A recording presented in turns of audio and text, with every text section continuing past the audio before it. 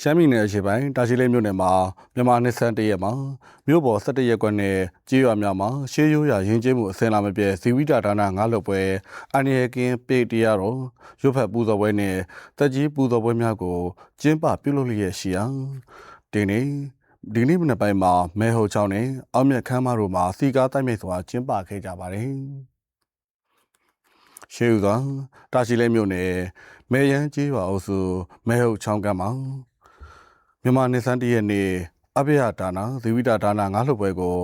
မနက်9:00နာရီခွဲမှာခရိုင်စီမံခန့်ခွဲနဲ့အုပ်ချုပ်ရေးကော်မတီဥက္ကဋ္ဌဦးတင့်ဝေသုံးမြို့မိမြို့ဖများ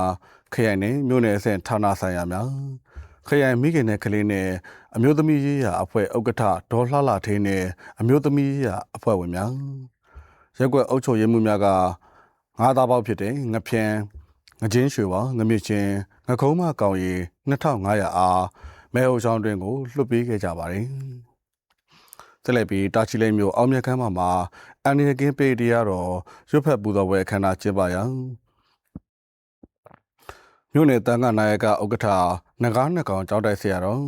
မဟာကန္နဝါစကပန္တိတာဗဒ္ဒနာတုသမောင်တာနာတက္ကသီလာဓမ္မစရိယ PA ဗုဒ္ဓဆန် MA သီရိလင်္ကာထံမှတက်ရောက်လာကြသူများကကိုးပါးသီလာခံယူဆောက်တည်ကြပြီးဆရာတော်တန်ခါတော်များရွတ်ဖက်ပူဇော်တဲ့အန္တရာယ်ကင်းပိတ်တရားတော်များကိုနားယူကြည်ညိုကြပါတယ်။အဲဒီနောက်ခရိုင်စီမံခန့်ခွဲရေးနဲ့အုပ်ချုပ်ရေးကော်မတီဥက္ကဋ္ဌနိုင်ငံတော်လူမှုထူးချွန်တတိယအဆင့်ပြည်နယ်လူမှုထူးချွန်ပထမအဆင့်ဦးဘိုလေရွှေတကုံစေတီတော်ဂောဘကအဖွဲ့ဥက္ကဋ္ဌဦးစောမြင့်ခရိုင်မြို့နယ်အဆင့်ဌာနဆိုင်ရာများနဲ့လူရှင်များကနဂါးနှစ်ကောင်ကြောက်တိုက်ဆရာတော်မဟာကန္နဝါစကပန္တိတာဗဒ္ဒနာတုတမအမှုပြုတဲ့ဆရာတော်ကိုပါတို့အားလူဝဲပစ္စည်းများစက်ကက်လှူဒန်းကြပြီးကုသိုလ်ကောင်းမှုအဆုစုတို့အတွက်မြတ်သိန်းနံကြောက်တိုက်ဆရာတော်ဗဒ္ဒနာတာဝရအရှင်သူမြတ်ထံမှအနုမောဒနာတရားနာယူပြီး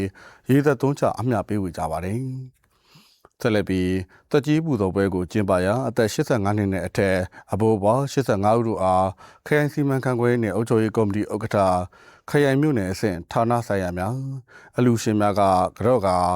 ရဝပြုလက်ဆောင်များပေးရပြီးခရိုင်ဆရာဝန်ကြီးဒေါက်တာဝင်းနိုင်နဲ့ကျန်းမာရေးဝန်ကြီးဌာနများမှ